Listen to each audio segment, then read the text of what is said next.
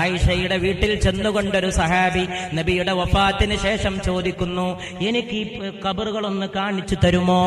ആയിഷയുടെ വീട്ടിലാണ് പുണ്യ നബിയും അബൂബക്കറും ഉമറും നിദ്ര കൊള്ളുന്നത് സല്ലല്ലാഹു അലൈഹി വസല്ലം. ആയിഷ റളിയല്ലാഹു അൻഹാ കുടുംബത്തിൽപ്പെട്ട ആ ചെറുപ്പക്കാരനെ കൂട്ടിക്കൊണ്ടുപോയിട്ട് വാതിൽ തുറന്നു കൊടുക്കുന്നു. എങ്ങനെയാണ് ആ വിശുദ്ധ ഖബറുകൾ കിടന്നതിന്റെ ഏറ്റവും വലിയ ചരിത്രത്തിലെ ദൃഷ്ടാന്തം ഈ ഹദീസാണ്. ആ ചെറുപ്പക്കാരൻ കുട്ടി രേഖപ്പെടുത്തിയിട്ട് പറയുന്നു, ആദ്യം അല്ലാഹുവിന്റെ റസൂലിന്റെ പുണ്യ ഖബറിടമാണ്. നബിയുടെ ഏകദേശം നെഞ്ചിന്റെ ഭാഗത്താണ് സിദ്ദീഖിന്റെ ശിരസ്. തൊട്ടടുത്ത് സിദ്ദീഖ് കിടക്കുന്നു. അതിന്റെ തൊട്ടടുത്ത് ഉമർ ഇബ്നുൽ ഖത്താബാണ്.